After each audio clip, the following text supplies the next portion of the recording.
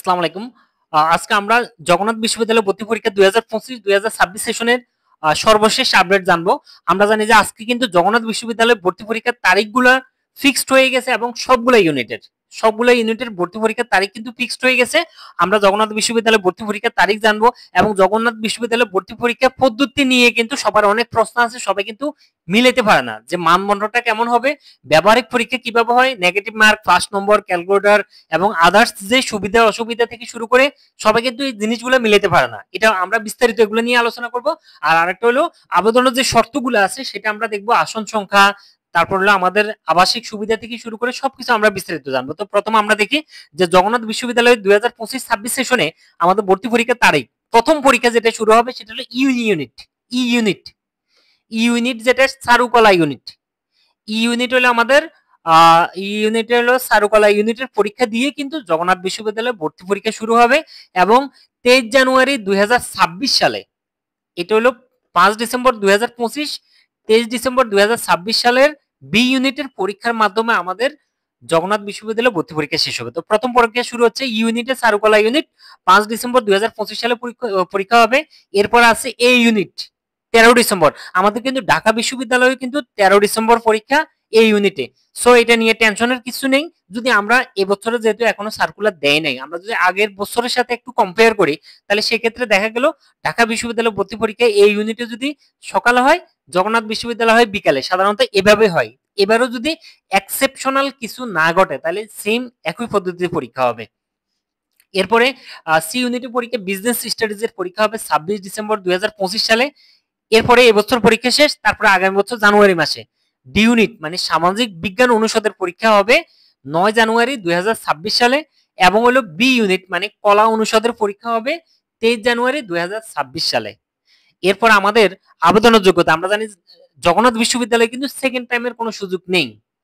এবারও আশা করি, এখনো এটা নিয়ে আলোচনা হয়নি, এটাও কনফার্ম যে সেকেন্ড টাইমের সুযোগ দিবে না এবারও। তো সেক্ষেত্রে মাধ্যমিকের পরীক্ষার্থী যারা 2022 অথবা 2023 সালে আছে তারা আবেদন করতে পারবে, তবে তাদের ক্ষেত্রে অবশ্যই উচ্চ মাধ্যমিক পরীক্ষা 2025 সালে হতে হবে। এরপর আমাদের জিপিএ শর্তগুলা, এই ইউনিট বিজ্ঞানের জন্য এই ইউনিট ছাড়া আর যতগুলো ইউনিট আছে, B unit, C unit, D unit এবং ইউ ইউনিট, সবগুলো ইউনিটে কিন্তু সবাই আবেদন করতে পারবে, কোনো আলাদা গ্রুপিং নাই। শুধুমাত্র এই ইউনিটের ক্ষেত্রে শুধু বিজ্ঞান শাখা ছাড়া আর কেউ আবেদন করতে পারবে না, বাকিগুলোতে সবাই আবেদন করতে পারবে। সেক্ষেত্রে এই ইউনিটে বিজ্ঞান শাখা আবেদন করার জন্য মিনিমাম জিপিএ থাকতে হবে 3.50। যদি এবার শর্ত কমায় তাহলে সেক্ষেত্রে হিসাব ভিন্ন, তবে শর্ত কমানো নিয়ে এখনো কোনো মিটিং হয় নাই। এরপরে টোটাল জিপিএ থাকতে হবে 8.00। যদি এবার সুযোগ দেয় আর একটু কমায় তাহলে কিন্তু আরো অনেকে আবেদন করার সুযোগ পাবে। এরপরে B unit, C unit, D unit সবাই আবেদন করতে পারবে। বি ইউনিটে মিনিমাম 3.00, মোট কত হলো সবগুলা ইউনিটে minimum B C D E সবগুলা ইউনিটে মিনিমাম জিপিএ থাকতে হবে 3.00, যে কোনো শাখার জন্য, সেটা মানবিক হোক, বাণিজ্য হোক, বিজ্ঞান হোক বা কারিগরি হোক, যে শাখা হোক সবার জন্য সেম মিনিমাম 3.00 থাকতে হবে। এরপরে সি ইউনিটের ক্ষেত্রে টোটাল থাকতে হবে 7.50, বি ইউনিটে থাকতে হবে টোটাল 7.00, ডি ইউনিটের ক্ষেত্রে মিনিমাম 3.00, টোটাল থাকতে হবে 7.00, আর ই ইউনিটের ক্ষেত্রে মিনিমাম 3.00, টোটাল হলো 6.50। এরপরে আসন সংখ্যা, এ ইউনিটে আসন আছে 860টা, সি ইউনিটে আছে 460টা, ই ইউনিটে আছে 60টা আসন, আর বি ইউনিটে আছে 785টা, ডি ইউনিটে আছে 590টা আসন। আমরা এবার দেখি পরীক্ষা পদ্ধতিটা নিয়ে যে ঝামেলা যেটা হয় সেটা হলো পরীক্ষা পদ্ধতি কিন্তু দুইটা নিয়মে হবে। প্রথম পরীক্ষা যেটা থাকবে সেটা হলো এমসিকিউ পরীক্ষা 24 নম্বরে, মাত্র প্রতিটা ইউনিটের ক্ষেত্রে সেম, তবে ই ইউনিটের হিসাব ভিন্ন, এটার কথা পরে বলবো আমরা। এ থেকে ডি পর্যন্ত 3টা সাবজেক্টে পরীক্ষা দিতে হবে। এই 3টা সাবজেক্টে এমসিকিউতে থাকবে আমাদের 24 নম্বর আর লিখিত পরীক্ষাতে থাকবে 48 নম্বর। টোটাল আমাদের 72 নম্বরের পরীক্ষা হবে, সময় থাকবে 1 ঘন্টা। এই 1 ঘন্টাতে কিন্তু প্রিলি এবং লিখিত দুইটাই দিতে হবে। এক্ষেত্রে জিপিএ এর উপর থাকবে 28 নম্বর, টোটাল 100 নম্বরের পরীক্ষা হবে।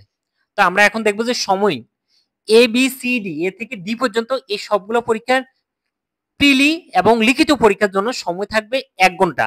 আর বাকি যে ই ইউনিট মানে চারুকলা ইউনিট, যেটা এই চারুকলা ইউনিটে আমাদের টোটাল এমসিকিউ এবং লিখিত পরীক্ষা হবে না, সেক্ষেত্রে চারুকলাতে হবে ব্যবহারিক পরীক্ষা। ওই ব্যবহারিক পরীক্ষা আর হলো এমসিকিউ পরীক্ষা মিলে টোটাল সময় থাকবে 1.5 ঘন্টা। আর বাকিদের কিন্তু 1 ঘন্টাতে পরীক্ষা শেষ, শুধুমাত্র চারুকলা ইউনিটের জন্য 1.5 ঘন্টা পরীক্ষা। তবে এখানে আরেকটা কথা আছে, সেটা হলো আমাদের ডি ইউনিট এবং বি ইউনিটে এখানে যে আমাদের ফিল্ম স্টাডিজ যেটা আছে, আর আরেকটা হলো নাট্যকলা বিভাগ, এই সাবজেক্টে বি এবং ডিতে যারা এই সাবজেক্টগুলোতে পাস করবে, প্রিলি এবং লিখিত পরীক্ষা দেওয়ার পর যারা এখানে পাস করবে, তাদের কিন্তু আবার ব্যবহারিক পরীক্ষা হবে। সেক্ষেত্রে ব্যবহারিক পরীক্ষা হবে বি এবং ডি ইউনিটে, এমসিকিউ এবং লিখিত পরীক্ষা পাশের পর ব্যবহারিক পরীক্ষা হবে, সেটার নম্বর হবে 50 এবং মিনিমাম পাস করতে হবে 20 নম্বর পেয়ে। আর ই ইউনিটের ক্ষেত্রে লিখিত পরীক্ষা, এই যে আমরা বললাম যে এখানে প্রিলি এবং লিখিত, ই ইউনিটে চারুকলা ইউনিটে লিখিত পরীক্ষা হবে না, ওই লিখিত পরীক্ষার সময় ওই দিনেই ব্যবহারিক পরীক্ষা হয়ে যাবে ড্রয়িং এর উপর, সেখানে নম্বর থাকবে 48।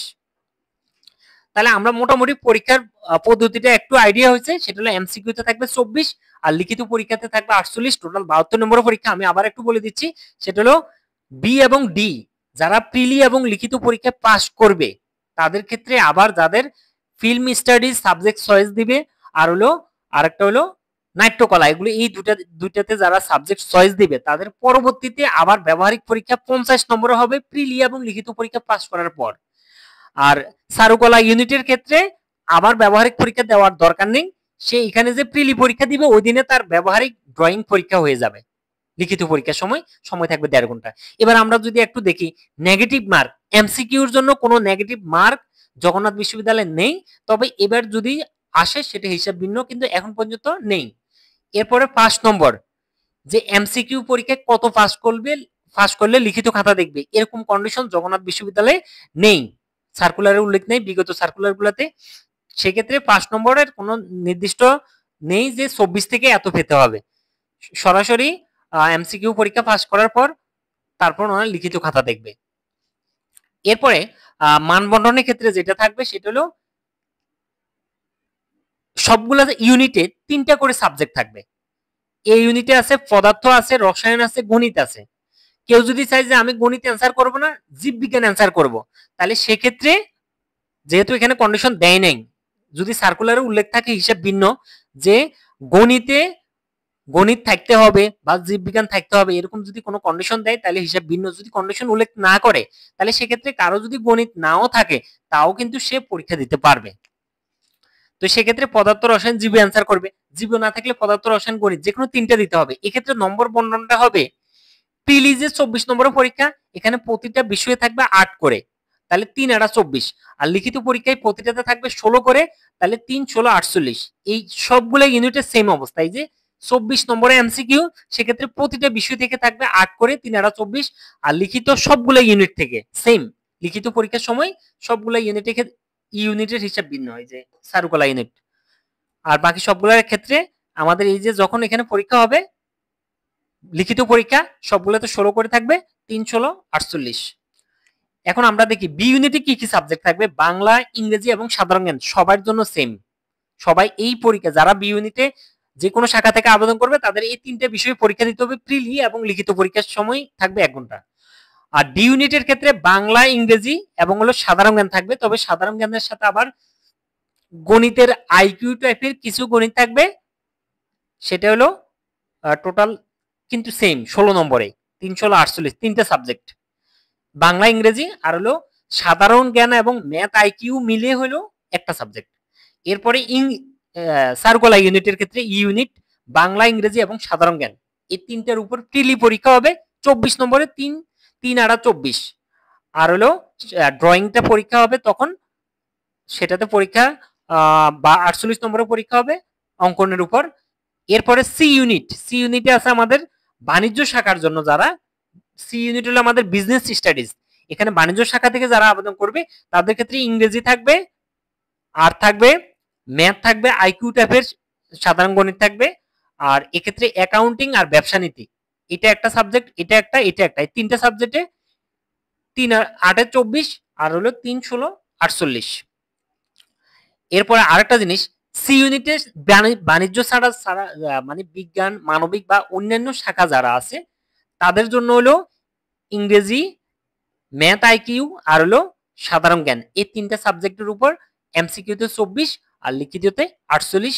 এরপর আমাদের এখানে আরেকটা জিনিস, জিপি এর উপর যে 28 নম্বর আছে সেটা কিভাবে হবে, সেটা হলো আমাদের মাধ্যমিকের যে জিপি আছে, মাধ্যমিকের জিপিএ কে আমরা 2.4 দ্বারা গুণ করব। তাহলে 2.4 দ্বারা গুণ করলে যারা 5 পেয়েছে তাদের কত হয়, 12। আর এসএসসি মানে উচ্চ মাধ্যমিকের ক্ষেত্রে আমরা টোটাল হলো 16, তার মানে আমরা এক্ষেত্রে 4.2 দ্বারা গুণ করব। তাহলে কত হয়, সরি 3.2 দ্বারা, 3.2 দ্বারা গুণ করলে আমাদের হবে 16। এই 16 আর 12 28 নম্বরে হলো আমাদের জিপি এর উপর থাকবে, 12 এবং 16।